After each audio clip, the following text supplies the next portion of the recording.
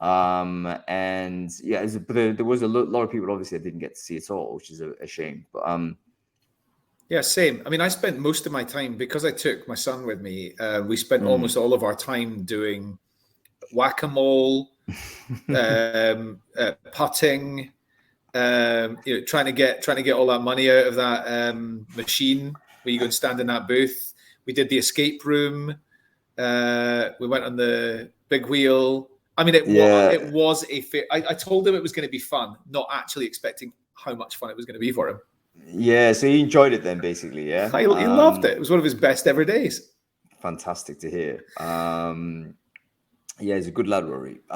So yeah. I hope you had a good event, mate. How did you get on? I take it you kind of in uniform hustling for iSIMs or something, were you? No, not at all. No, I literally took my kid to a fairground. That's basically what it was. I wasn't hustling for iSIMs. No, I wasn't branded in any way. I was just going around talking to people. In fact, somebody in the queue to get in, somebody said, "So what's your objectives for the day?" I said, "I'm going to get 100 selfies." That was it, and I got about 60 something. That's great. That's great. It was an amazing time, though, huh? What an amazing event that was. It was tremendous. Yes.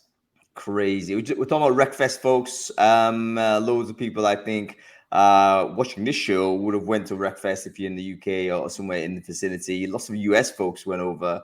Matt Charney was there. Chad Sowash was there. Julie Sowash was there.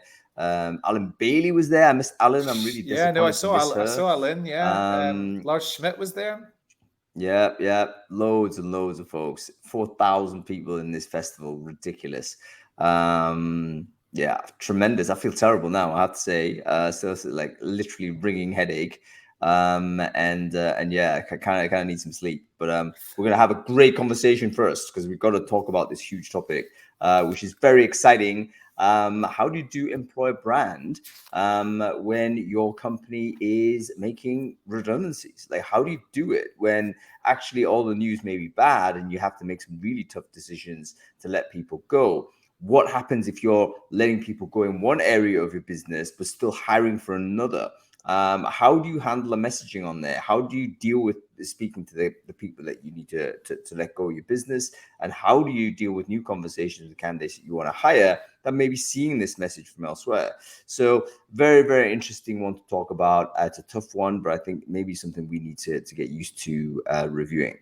Anyway, we always kick off with a sponsor message. We have a surprise today because the sponsor message is going to be delivered by the sponsor. That's right. We have a special guest joining us for a brief interlude. So I see Maury is already there. I'm going to bring Maury onto the screen. One of our good friends of Brainfood Live, good friend of Candidate IDs as well, I understand. So let's see and say hello to Maury. There she is. How are you doing? Good. How you doing? Great to see you, Maury. You look probably as hungover as you feel. I'm pleased to get that observation. It definitely confirms my feeling. Yeah, I'm definitely not wearing it well, I have to say. A shame you missed it, Maury. Next time, get yourself over to Wreckfest. It's a legendary spot. Yeah, I was just in London in April and couldn't justify coming back that soon. But yeah, it's on the calendar for next year, no doubt about it. Time it for July. That's typically when they do the show, the event. So that'd be great. So Maury, you've got something to tell us about Sparkstart, haven't you? So do you wanna go ahead and talk to us about what it is you're doing and why people should pay attention to it? Lots of reasons to pay attention to it. The new thing that we're doing is we've just launched what we're calling promotion pages, which are pre-formatted landing pages that people can use to build campaigns around their videos. And one of the reasons that we were excited about sponsoring this show and working in is when companies are even just pulling back on their hiring, they tend to pull back on their budgets. And for anybody in employer brand, that can be tough because your budget can, and I mean, we've seen some people just go, oh my God, my budget just got frozen, or I've been asked to pull back 20% or whatever. Like, what do I do now? And having a good video platform in place so that you can produce employee generated content and keep the message out there is huge. It's huge for you keeping yourself central and producing and having results. And so I would say to everyone right now, if you don't have a really good video platform, which would mean SparkStart, you need to get it and put it in today. Don't wait until your budget gets frozen, because then all of a sudden you become vulnerable. But if you've got programs going, you can show results, you can produce things that don't cost a lot and take advantage of, native traffic and so forth. You put yourself in a really powerful position, no matter what happens to the economy, and what happens to your particular industry. So now is the time to really think about that. And even if you don't anticipate, if you're in an industry that, is going gangbusters, having a good platform that makes employee generated content simple and easy is something you need and want to do anyway. So in either case, we've got the tool that just simplifies your life and lets you focus on content and the strategic things, and lets the software do all the other kinds of things. Yeah, I think that's a very, very valid point. It is about getting it in. Like, it's not a luxury item anymore. You need to. It's a mandatory item, or at least it's a mandatory thing to do. Particularly if you have tough conversations to have. People want to see the humanity of your business. And you can't be doing that if it's just text-based stuff or static imagery or stock photos. People want to see the authentic people, the employees. They want to see those folks. They want to see the leadership. They want to see everyone on video. So at least that kind of reconnects them with the human beings behind that brand. So check out SparkStart, folks. I've just shared the link in the chat stream there. And Maury's one of those CEOs that is totally happy to have a chat with you as well. So feel free to just ping Maury directly, and I'm sure she'll be happy to talk you through what her service is all about. Great stuff. Maury, thanks a lot for that. You might have started a new thing, by the way. Get the CEO in to talk about the products better than me doing it. So this may be a new innovation on Brainfood Live. So just before Maury goes, by the way, I see Will Staney's completely agreed with everything Maury just said there about it being the most cost-effective way, etc. I want to just draw attention to something that Bill Berman said in his talk yesterday at RecFest, and that was, recession's coming. It's going to be brutal. And he said, you need to spend your time during recession. If your company's not doing as much hiring, you need to spend your time engaging with the people you're going to be hiring when recession's gone and you can start hiring again. You need to be pipelining talent, and you need to be, interacting with those individuals. And video, totally agree with Maury. Video is the perfect way of doing it. Right. We've all been through this, right? When COVID struck, everybody froze, and then it came back with a vengeance.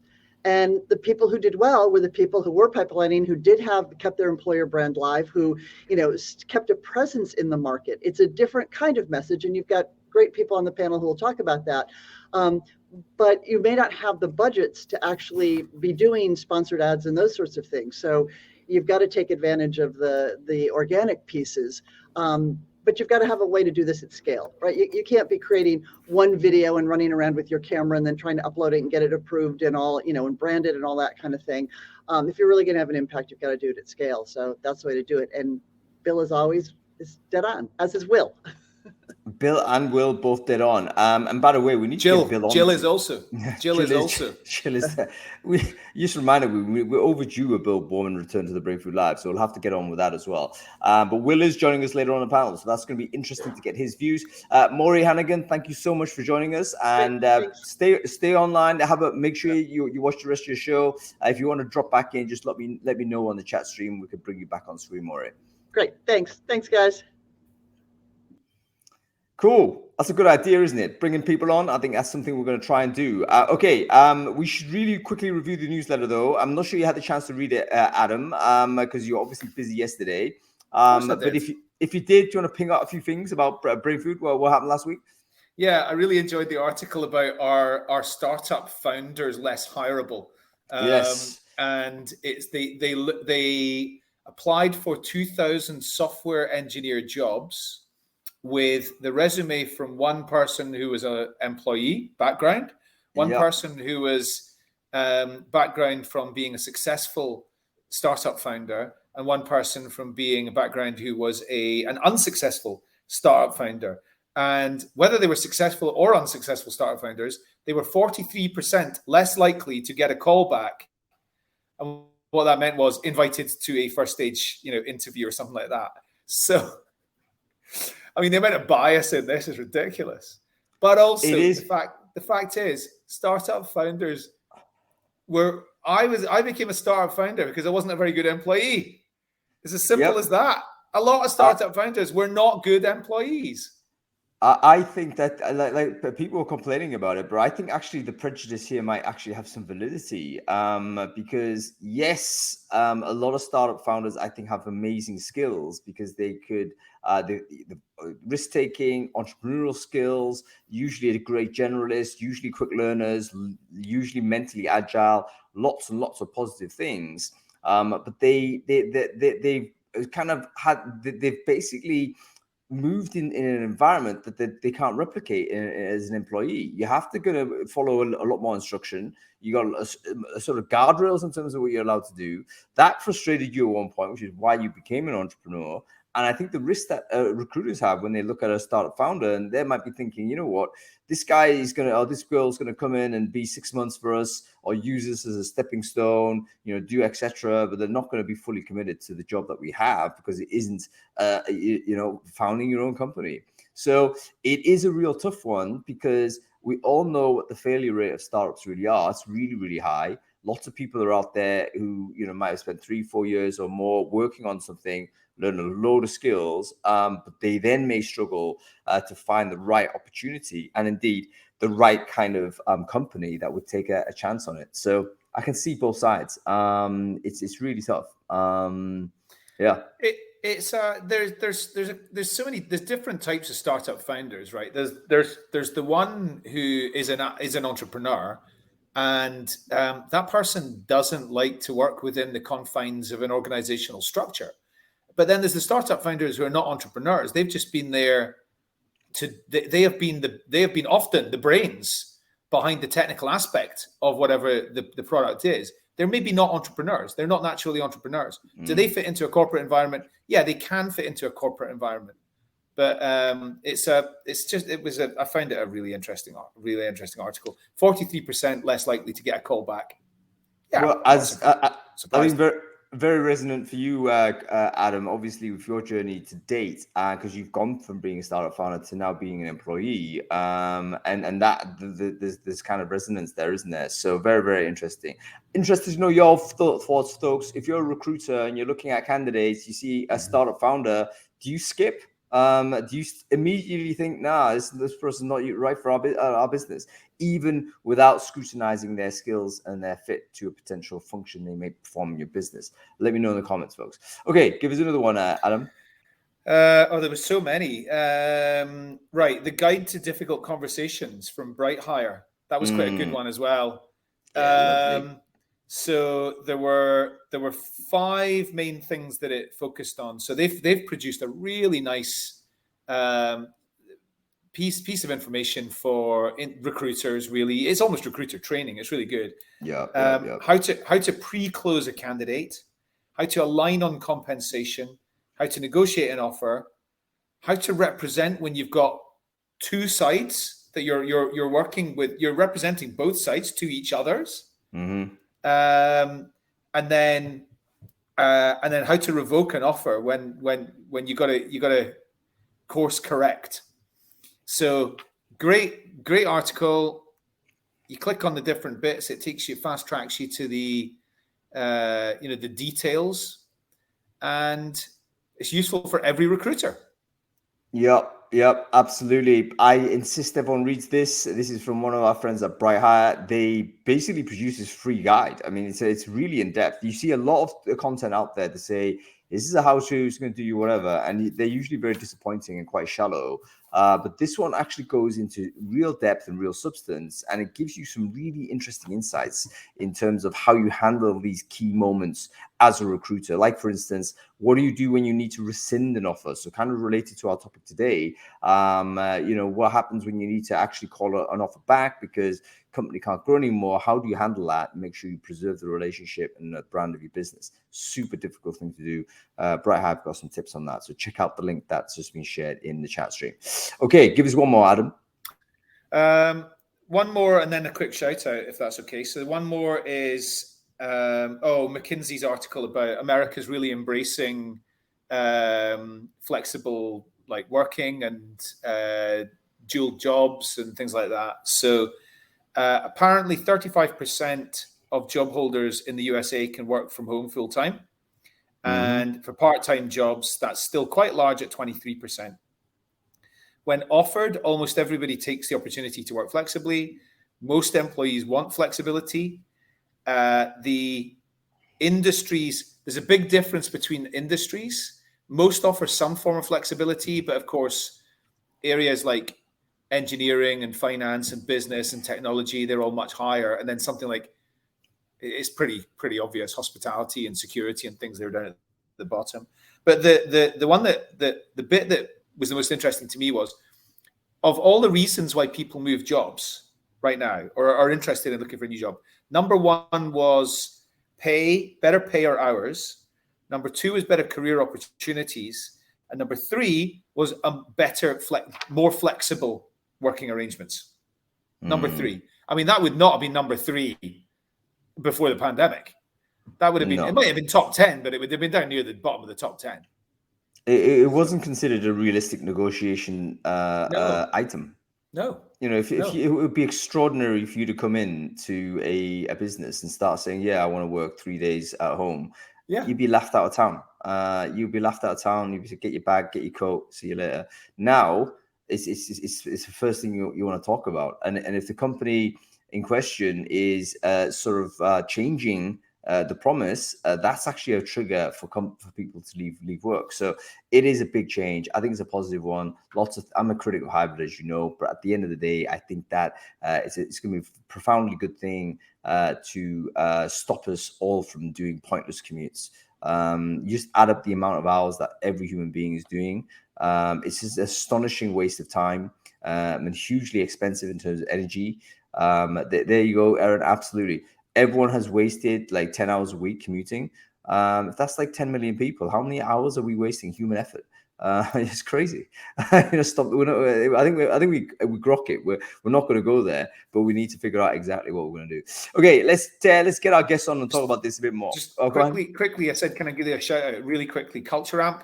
So they're going to give any employee that needs support in accessing abortion services, they'll give them $2,000 of help towards expenses, is the word I'm trying to find here. Good on them. Yep. I think a lot of companies have done that. iSIMS have done it. I've said the same. There's a few companies that have said the same.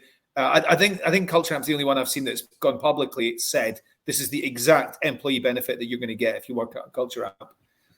So it was just a quick shout out. Well done. Important thing to do. It is well done, and it's very interesting. I think there's quite a few companies that have done this. And by the way, folks, just to contextualize this is all in relation to rulings in the US, which basically have made it much more difficult for women to seek abortion. And I think many states have actually, in effect, sort of banned it after a certain period of time. So really tough. And it does have a sort of EB impact because, if you're an employer and you're actually employing staff in a certain part of that country, suddenly, this person, an employee of yours, may not be able to get medical care because of this rule. So you're seeing a lot of companies basically offer, free travel support, different things to help people do what they have to do. And, on the one hand, it should not be necessary because really this is something that I think this goes to the government level. You need to provide that service to people in need. I don't think anybody, casually has an abortion. This is like a serious decision. You have to trust the woman in question above all other people involved in that conversation to make the right decision. You have to trust people. But it hasn't happened in the States in a uniform way. And it's required companies to step up to kind of fulfill the function of the state, which is crazy, but good on one hand, because you can see that that's the will from a lot of businesses. but it's crazy that companies have to go ahead and do this because it's not their job. It shouldn't be them to do it. Anyway, maybe a conversation we might want to have at some point. I mean, I know it's a quite US-centric thing to talk about, but not entirely remote to a lot of our stuff. I mean, in Ireland, that happened recently where people had to move countries effectively. Also in Europe, you're seeing in Poland, I think, is starting to restrict sort of abortion rights in many respects. So perhaps this is something is a wider spread phenomena that we might want to do a Brainfood Live on. And the recruiting angle, or at least the business angle, would be, how do you position for this if you want to make sure that you're taking care of every member of your staff. And indeed, you might encounter sort of staff members that have a very different view of it as well. So how do you handle that?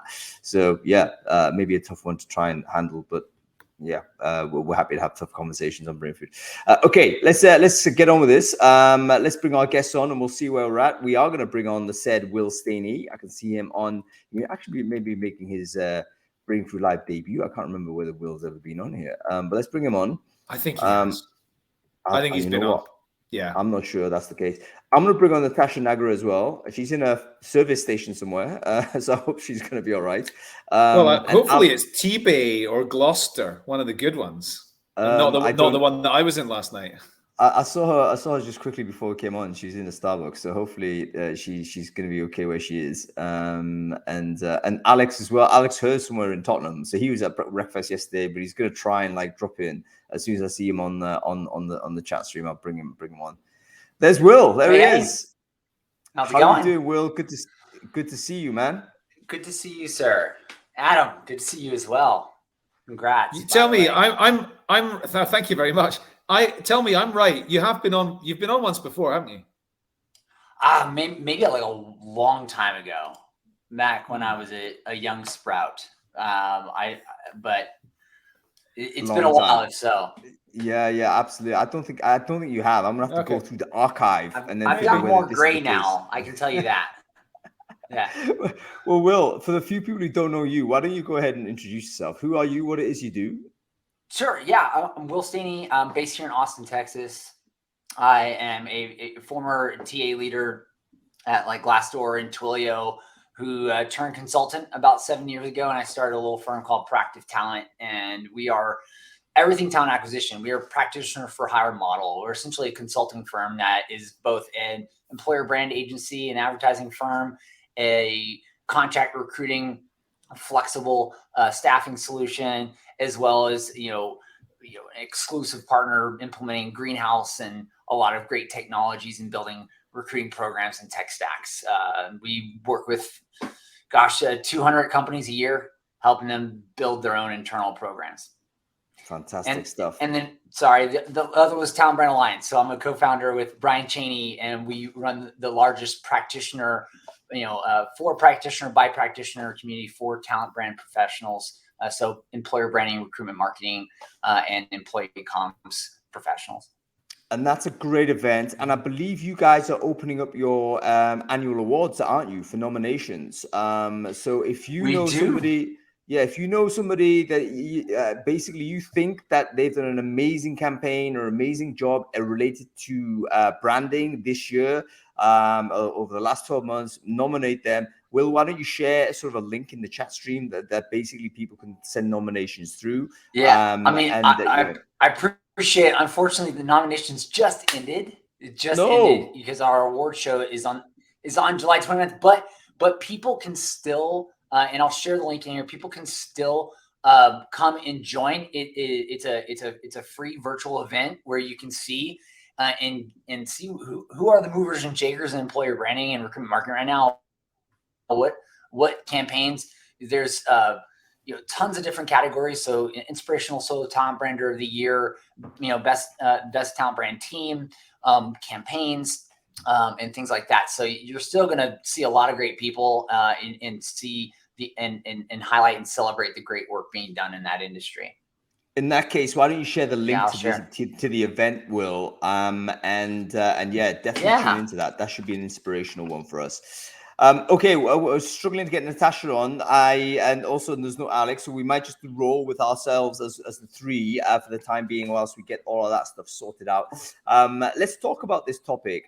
This is inspired generally by this, this sense of there's a lot of tech companies starting to lay people off. They tend to be very high profile companies. Whenever it happens, it seems to be quite a significant move, 20% here, 30% there in terms of people actually being let go. And it just got me thinking, okay, how do we handle it from an EB perspective?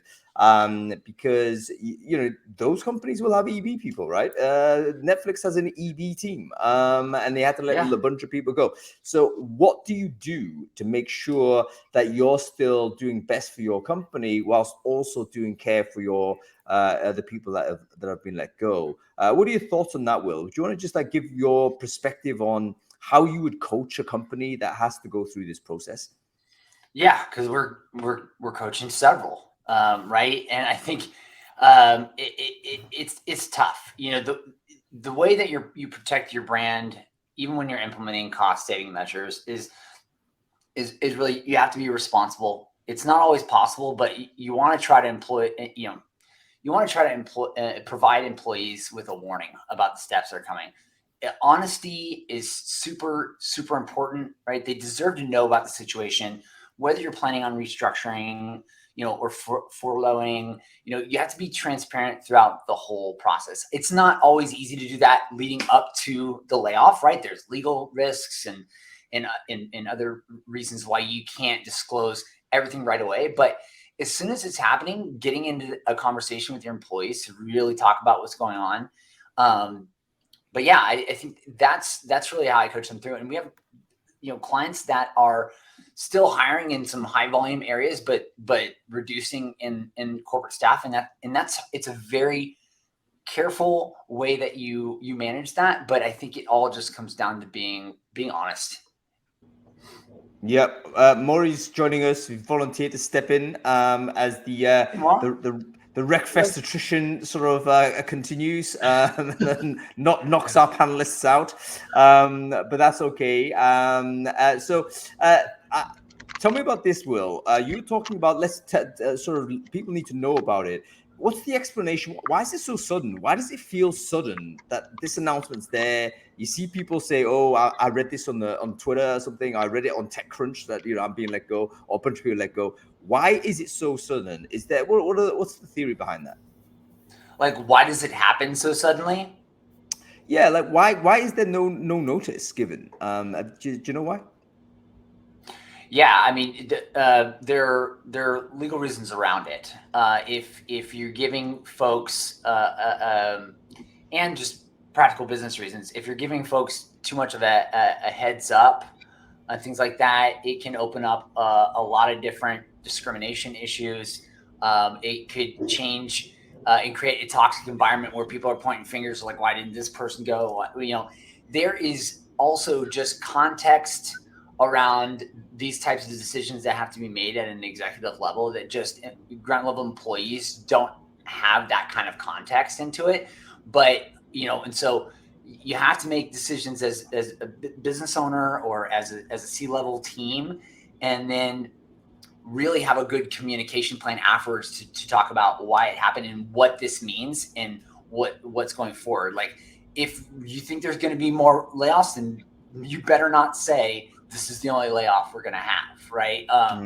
If it's not a furlough, you better not call it a furlough, right?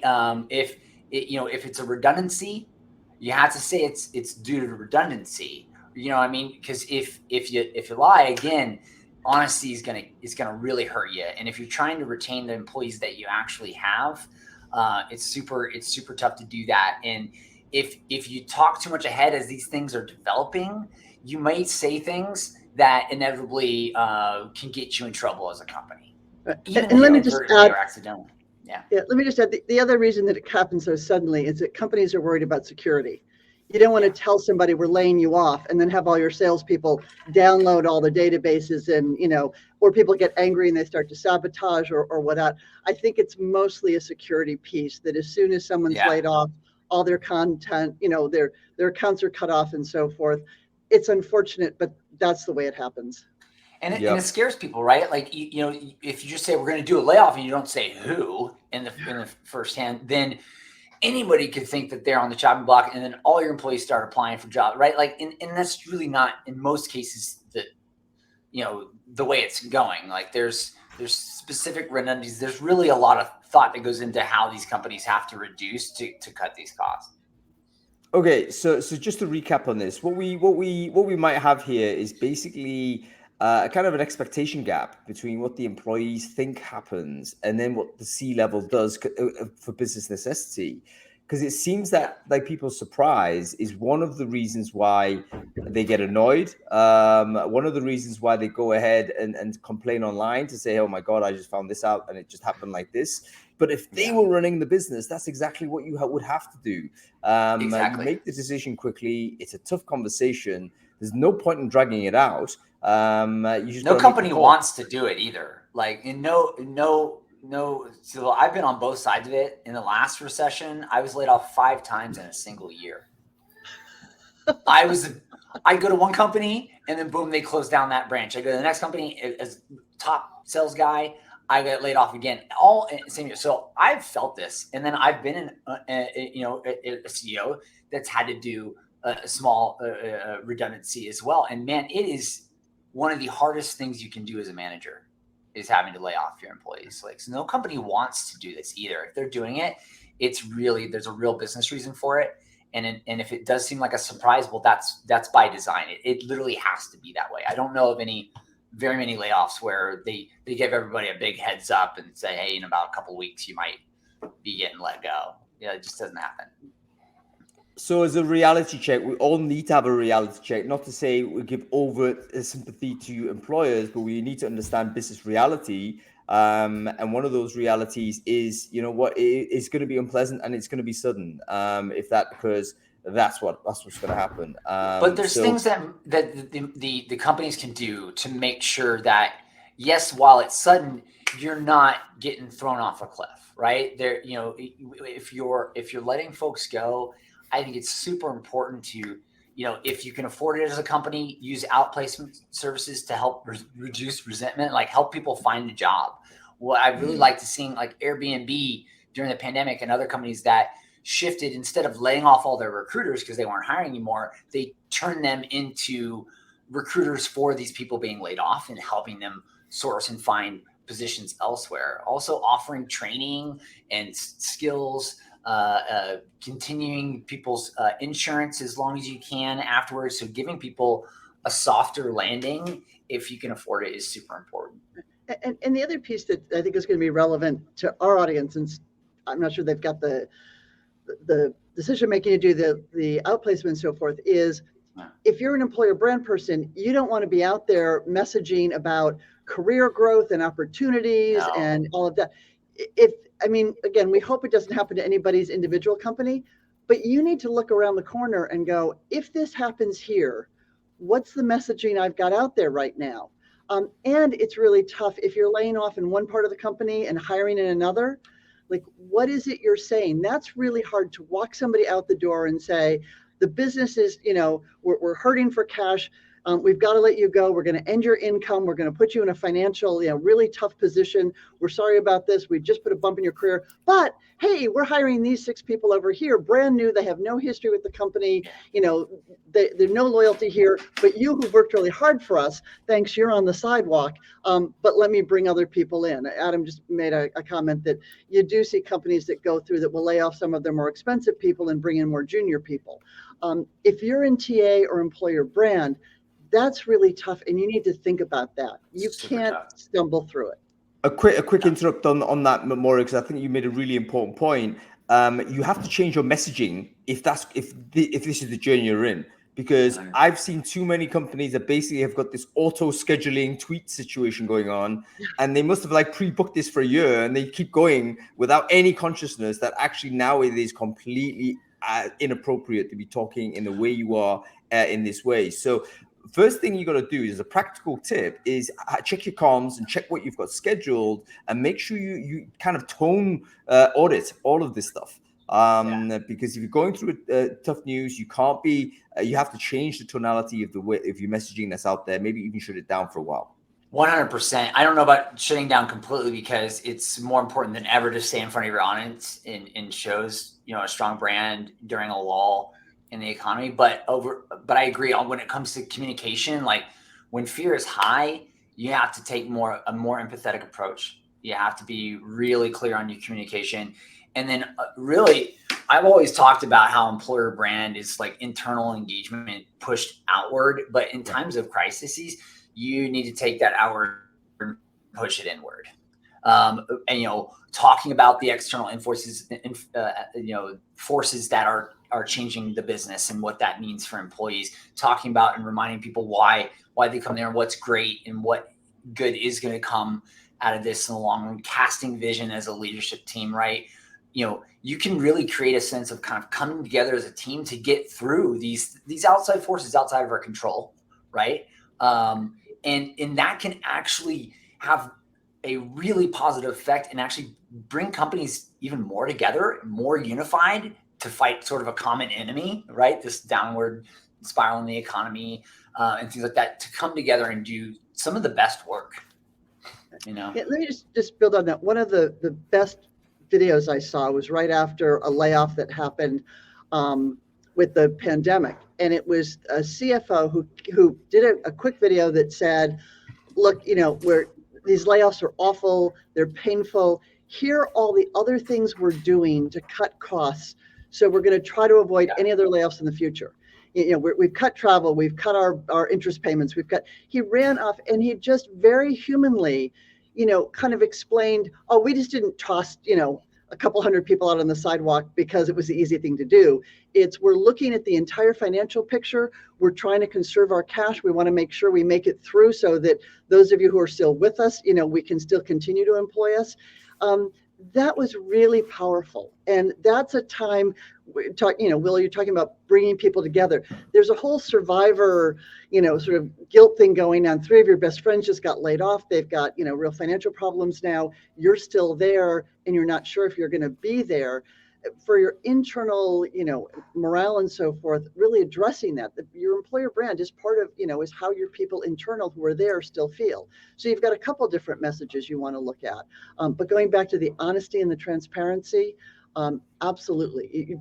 But going back to if you're in charge of employer brand, let me interrupt you just here, because again, you've made a really important point that I want to underline. It is the CEO, it needs to contextualize the redundancies in the wider context of the other business cost savings that they're making. Exactly. You don't just say, oh, we're in tough times, 40% of people are gone, see you later.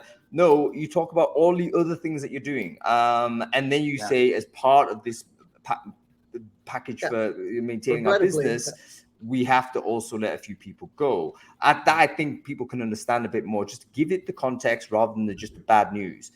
Really important point, Maury. Thank you. The word Maury used the word transparency, and that's the most important one. Is you got to just tell people exactly why it's happening.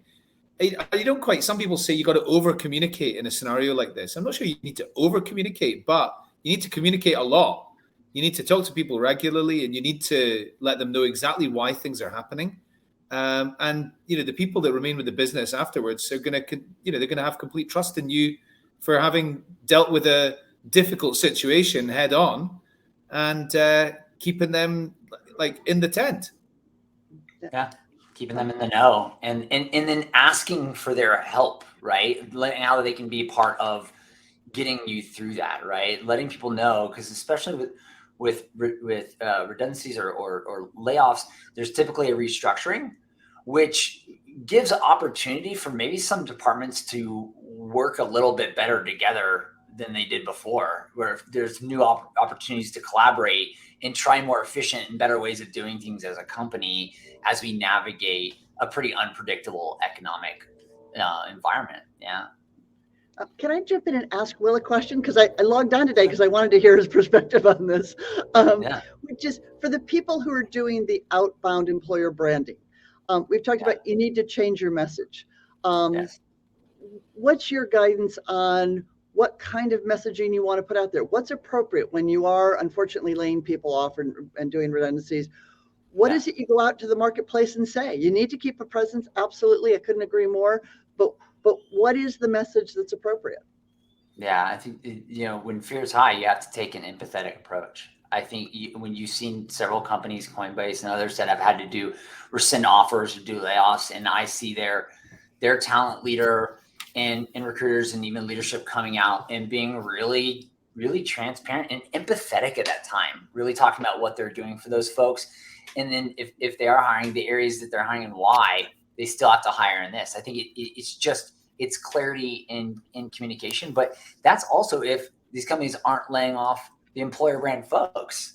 I think a lot of companies, actually do what I don't recommend, which is they cut off investments in employer branding, and they just are quiet during those times. But I tell you what, candidates have very long memories, and they remember what you did and what you talk about during these times.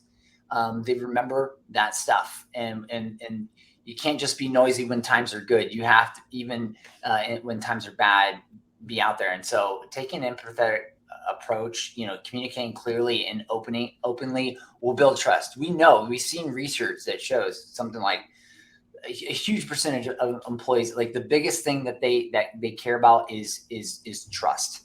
Can they trust the employer in this market right now? Erin Matthews said in the chat exactly what you've just said, Will, which is people have got long memories, and if you treat people badly, they will remember it. And making redundancies is not something that makes you a bad company or makes you a bad person. Unfortunately, there's a lot of things happen which are out of your control. Yeah. You've over forecast on something because you didn't realize a meteor was going to strike. You didn't realize Russia was going to invade Ukraine. You didn't realize that there was going to be a global pandemic. These things don't make you a bad person if you've got to downsize your organization as a result. Yeah, I mean, a crisis really shows you how strong your brand is and how strong your leadership is, because it's either a time to completely fail or a time to really rise as a leadership team and navigate your people through a really tough time. All right. All this is true, and I get it, right? The big however is, what if you have a non-empathetic leader? So we saying, let's be empathetic. Great. Some people are really good at Elon this. Musk, for example. Correct. Yeah. Correct. Elon Musk, one example, but the example I'm thinking of more specifically was that guy who announced everything on a Zoom call where he was literally. Yeah. So now, firstly, before we criticize this dude, and I think there's other reasons why we want to criticize him because there's all kinds of issues there, but he did front it up. I mean, I say at least he was directly addressing the audience. I think he made an execution error because he was so poor in his delivery and his manner. It was terrible, and everyone completely lambasted him. But what do? You're a recruiter, you're a TA person, you're an employer branding person, and you have a C-level person that says, "Yeah, it's my job, I'm going to do it." And you have a fear that they're going to screw up because they don't have those people skills. How do you deal with that? You go find a different job. I'll be straight honest with you. If you're an employer brand person and and that's the kind of leadership team you're having to advocate or try to hire people under that kind of environment, just in organizations like that will just not survive. And you will find. I mean, I'm just saying, that's tough. I mean, here's a very topical example of what Will just said, and this is the current state of the UK Conservative Party, right? Great leaders hire brilliant people. Brilliant people want to work with great leaders. If the leader is non-empathetic and is bad at communications and is untrustworthy or whatever it might be, I'm not saying Boris is all of those, by the way, because he's very good at communicating. He's just not necessarily good at communicating the truth. Then, the great people, really, the best people want to work for great leaders. And so I agree with Will. Just leave. If the CEO is 100%. A twat, just leave. But no, hang on. I find it's an unsatisfactory response because the CEO may not be a twat. He or she may simply have the different set of skills. They may be very good at doing certain part of their job, but when it comes to empathy, they're not particularly strong. No. But for some reason, a CEO has to have that. A CEO has to have that. If they don't have it, they shouldn't be going beyond CFO or CTO or something like that. That's where they should stay. They should not be the CEO if they don't have good. And don't get me empathy. wrong, I love Tesla. I have, I love green energy. I love what it's kind of doing, but leaders like that, like, make me but guys, go on, Maury, go ahead. The personalities of those folks aside, I think the situation that more people face is not that they have a leader who's unsympathetic and just a jerk. I think you've got leaders who are reluctant to be in that spokesperson position.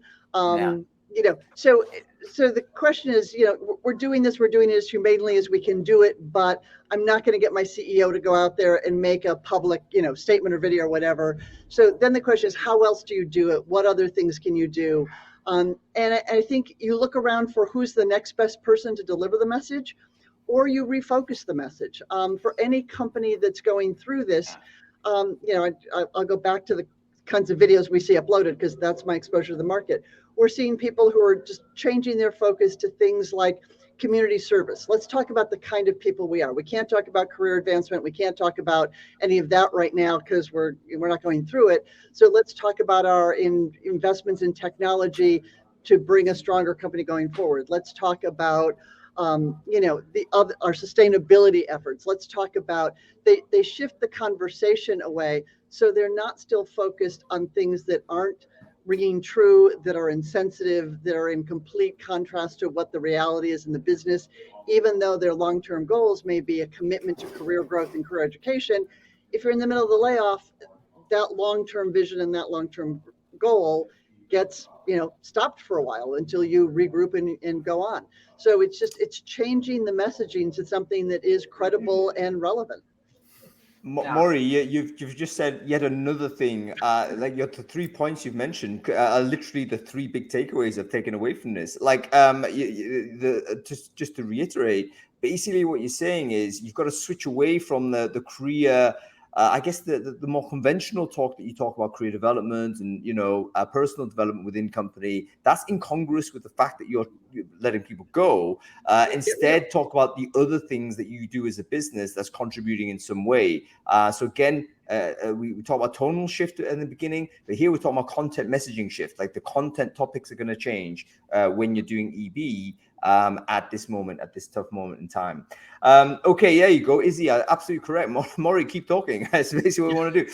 But before everyone keeps talking, I just want to use this opportunity, as we always do, to try and connect as many people who are interested in this topic together, so that if we're ever having this type of challenge, you've got a bunch of people you can talk to about it. Don't stew on this by yourself. Brainfood Live is a conversation starting sort of program, but we have to come off air at some point.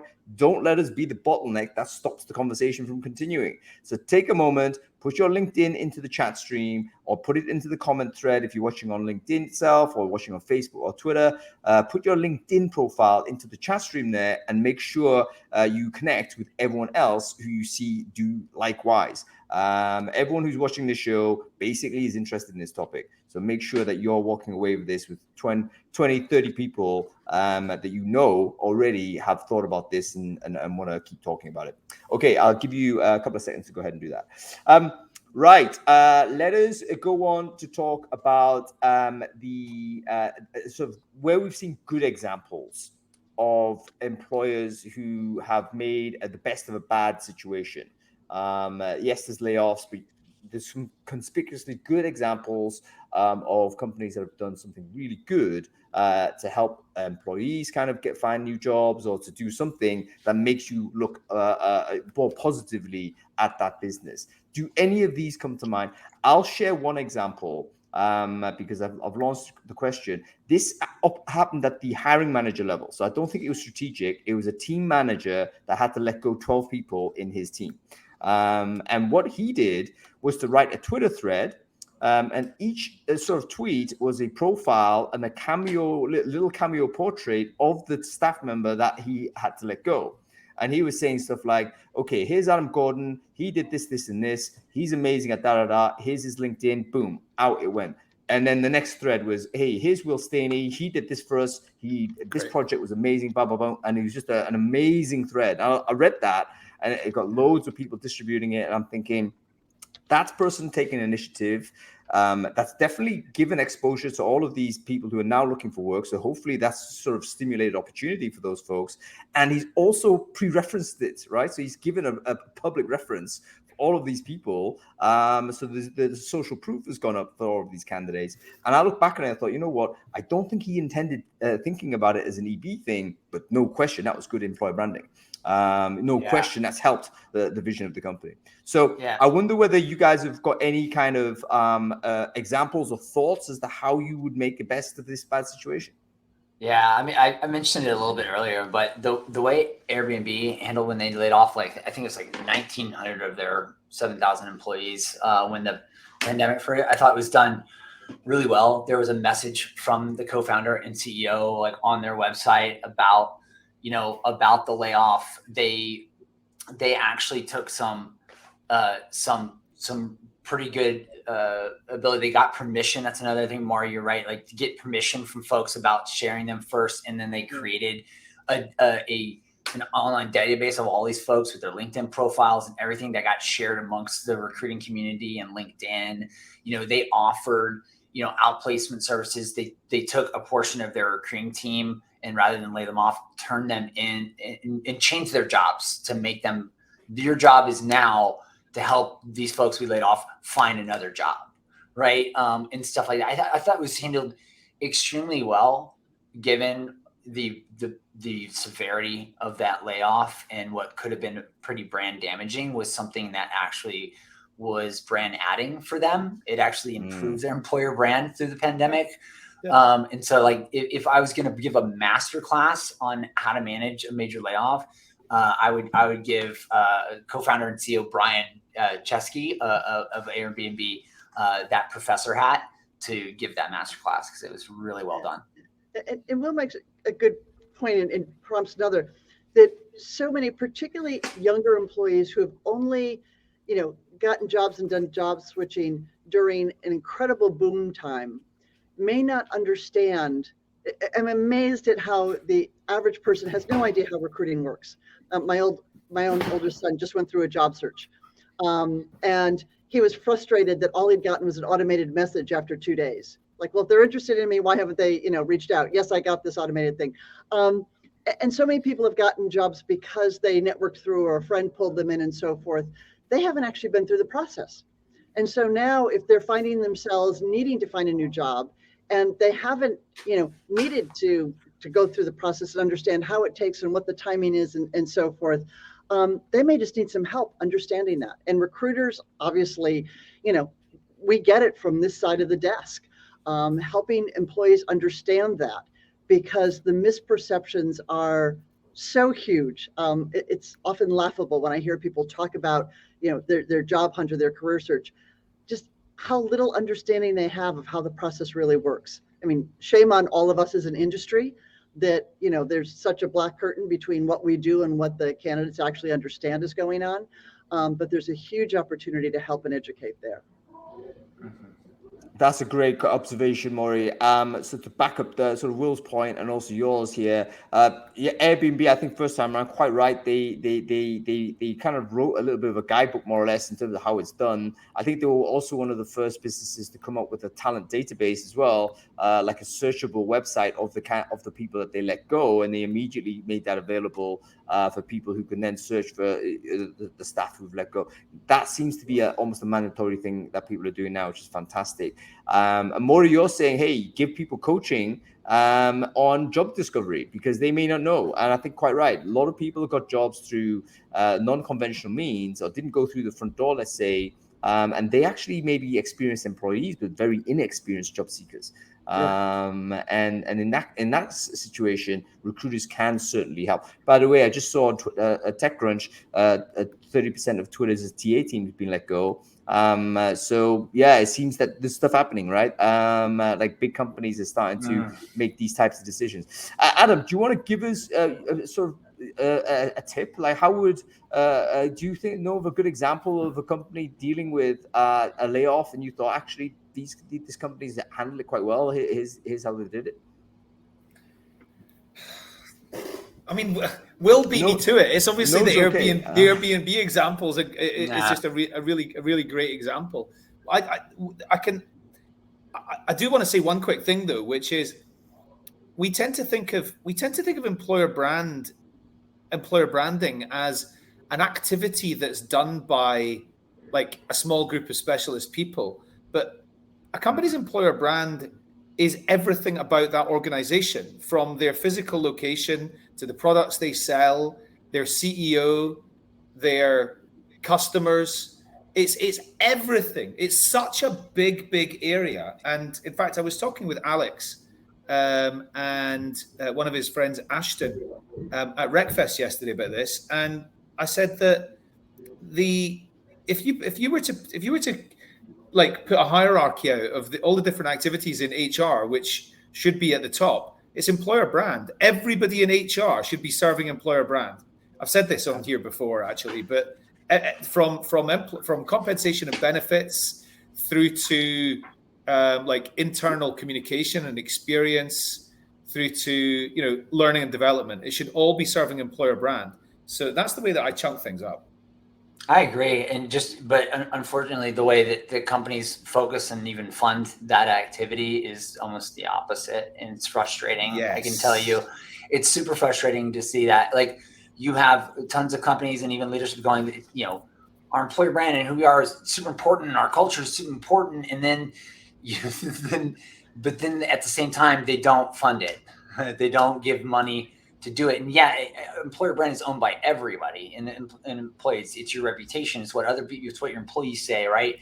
It's what your leadership team say. But if you don't, actually do the research to understand how to define yourself, if you don't get help to read the label of the cookie jar from the outside to see what that is, and then do the work of self-awareness and discovery of what that brand is, and then really have a good communication plan of how you're going to get that out there, especially when you need to hire at scale, and you're not investing in that, you won't do it well. You can be the best company, but if you don't have the muscle and know how to talk about it, people aren't going to know. But I'll go a little bit back to the folks who are running employer brand, who need a strategy, and they need to be able to talk big picture about it. I see too many employer brand people who are focused on their social media strategy, and they think that's their job. And I want to go, no. And if you're going to have a seat at the table, you better have something, strategic to say. It's not about the number of likes or the number of engagements. So really thinking about this, and I'll go back to having plan B. If the company takes a turn in direction and lays off, can you step up and say, here's what I've got planned. Here's the messaging that's in place. Here's the new place I'm going to take. It's that kind of leadership that you need to see. And sometimes whenever there's a change, there's an opportunity, right? There are always opportunities. It's a great time for employer brand people, or even TA.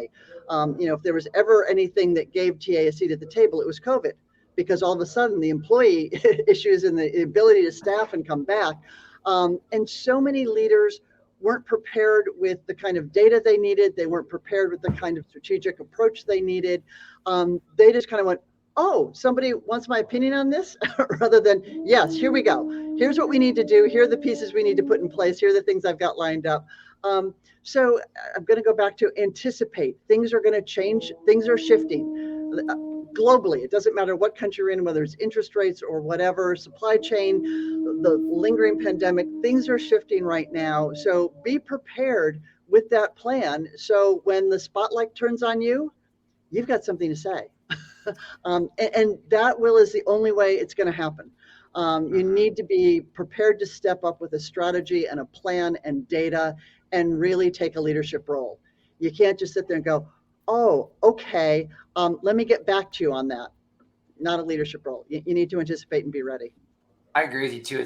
There is great opportunity that can come through teams coming together through a crisis. You can actually, I've seen it, companies can actually emerge from it even stronger, more unified, with a clearer vision that then builds something that when times do become good, it's easier for them to get back even more than they were before. So we all have outside things that are affecting our businesses right now. I think the point there is, you got to go. See you later, Adam, man. Thanks for joining, bro. Kids to camp.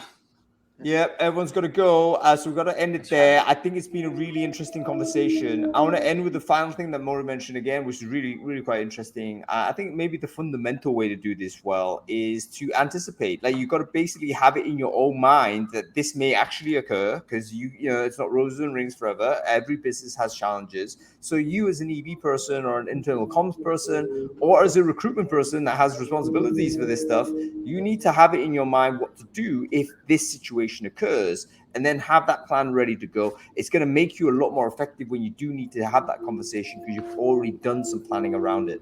And I think that's a really important message to take away.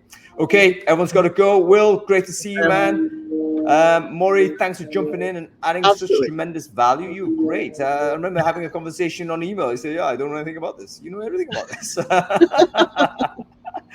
Okay, we're gonna have to bring you. We need to bring you back on anyway, irrespective of you're sponsoring or not. We'll make sure you come in and give us a chat. You've been brilliant. So thanks a lot for joining, Maury, and have a good day. You too. Thanks. Oops.